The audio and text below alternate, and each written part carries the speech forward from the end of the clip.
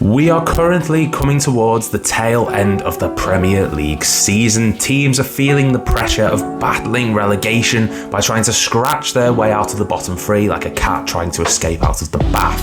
And while managers will be fighting for their livelihoods by making sure they don't suffer any catastrophic defeat, which could result in them being sacked, insert picture of Paul Heckingbottom for no reason.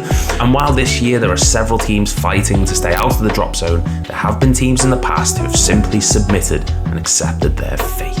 Welcome to Good Sport Reviews. My name is Lewis and here are the 10 worst teams relegated from the Premier League.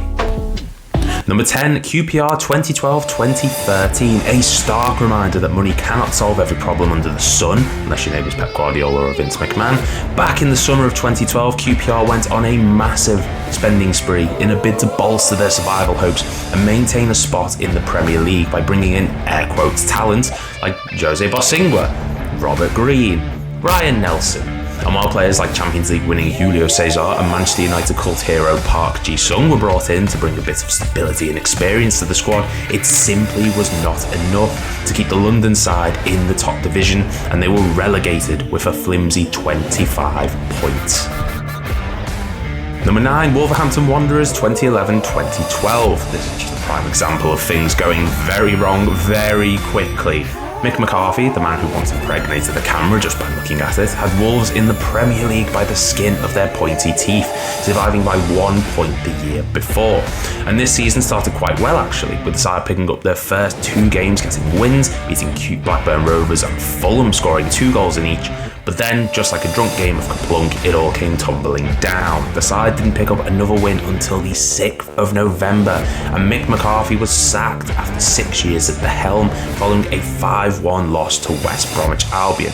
He was replaced by Terry Connor, who in 13 games managed 4 draws and 9 losses, leaving the Wolves rooted to the bottom of the table and relegated with 25 points, which is probably less points than what Captain Roger Johnson got on his licence when he turned up for training drunk, professionalism on display there. Number 8, Huddersfield 2018-2019. Now look, I know there will be some of you who are typing in the comments right now saying I'm a moron for putting Huddersfield in 8th, when in actuality they were relegated with the 3rd lowest points total in Premier League history. And to those people I say you're right and that you can off. Huddersfield had absolutely no right to stay in the Premier League during the 17-18 season, and the fact that they did is a miracle. So yes, while they went down the following season with an abysmal 16 points and about as much as attacking threat as Stephen Hawking's after being span around 30 times, they still came 8th because budget constraints were against them and they were expected to go down anyway. It doesn't completely excuse the fact that they only picked up 5 points after Christmas and the fact that they only scored 22 goals all season, which is something that Erling Haaland managed by January in his first Premier League season. But it's something to consider when you think of other teams on this list, such as number 7, Fulham 2018-2019. Much like QPR earlier, Fulham decided that the best way to fix all of life's problems was to throw obscene amounts of money all over the place. And while that may work in other sports such as boxing, I see you, Tyson Fury, it doesn't always work in football. And Fulham were another example of this when they were promoted to the Premier League in 2018. The club spent over £100 million and went through 3 managers to finish 19th and suffer humiliating defeats like a 4-2 defeat to Cardiff, a 4-1 defeat to Watford and a 4-0 defeat against Newcastle back when Mike Ashley was in charge and Rafa Benitez was 1 foot out the door. Things have got better for the club now with Marco Silva in charge, but let us never forget the time that Fulham were up and down more times than a yo-yo. Number 6, Sunderland 2016-2017. Come on lads, we're getting the band back together, said David Moyes when he took over the Black Cats back in 2016 and systematically set about bringing in every former player of his that was either incapable of running or had all the talent and mobility of a pig on a skateboard. Stephen Pienaar, Victor Anichebe, Jolyon Lescott and Darren Gibson, just to name a few members of Moyes' own, were brought in to try and add a bit of flair to a Sunderland side who had just parted ways with Sam Allardyce, and it's safe to say it didn't work. The side didn't pick up a win until November and had all the defensive intelligence of Homer Simpson when he's fighting Dredrick Tatum. They finished the league season in 20th, having been relegated in April, and despite Jermaine Defoe's 15 goals he scored in the league, the side couldn't muster any sort of attempt at staying up that season, suffering defeats to Middlesbrough, Swansea and even Bournemouth. Moyes was sacked at the end of the season, and Sunderland haven't returned to the Premier League since. Number 5, Watford 1999 and 2000. Watford have had a scattered relationship in the Premier League, much like in the same way Joey Barton has a scattered relationship with women. It's been full of drama, controversy and more sackings you can count. Before the endless chopping and changes of managers, however, Watford had some stability in 1999 when Graham Taylor guided the Hornets to back-to-back promotions in his second spell at the club. However, much like Thanos said, dread it, run from it, destiny still arrives, and Watford went back down to the Championship despite having a fairly solid defensive record that season, which saw them pick up wins over the likes of Liverpool, Bradford and Chelsea. However, despite that sounding good, the Chelsea win was in September, and from then on the club only picked up 3 more wins that season, and at the time of going down had recorded the lowest points total in Premier League history with a shocking 24 points. But hey, it could be worse, and that brings us to number 4, Watford 2021-2022. Much like their 2 promotions in a row, Watford are going back to back, and while the 99-2000 side had some sort of defensive stability, the side which went down in 2022 had about as much solidity as a block of ice in the oven. This would go down as Watford's worst ever season with 23 points, their lowest points total in Premier League history.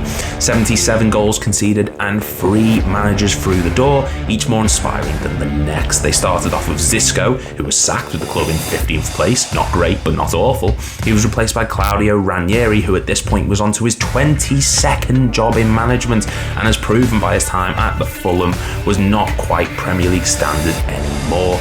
He was sacked after 3 months and replaced by the young, up-and-coming manager, Roy Hodgson,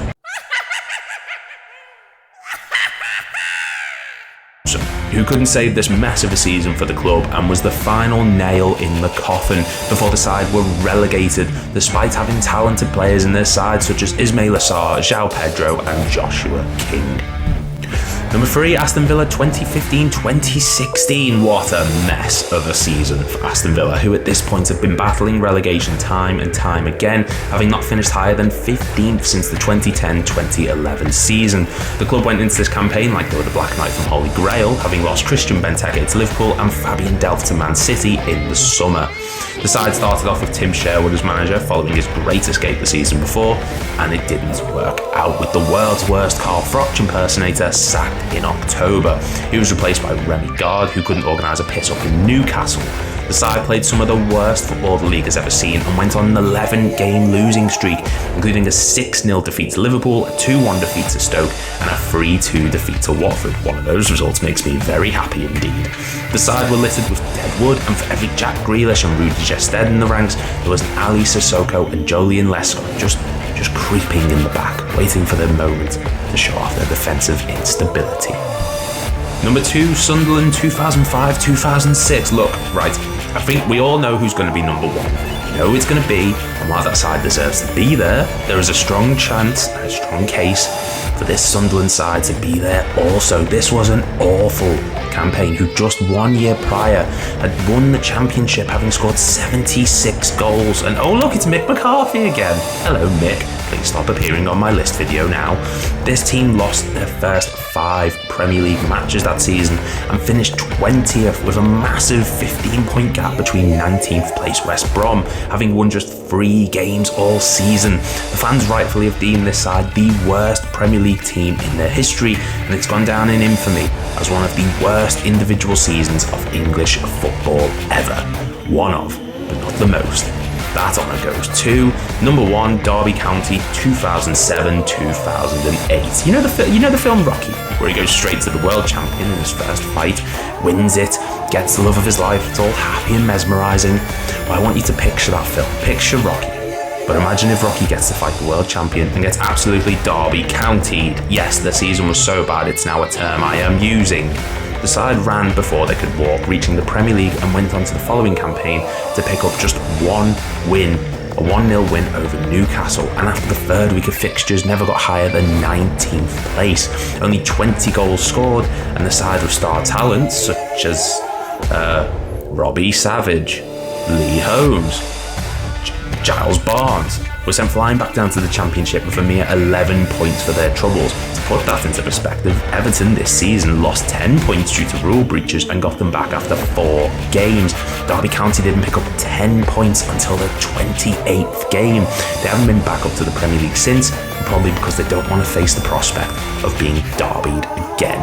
Thank you very much for watching. If you are new around here, please make sure to hit like and subscribe, and go check out my latest video at the bottom of the screen now.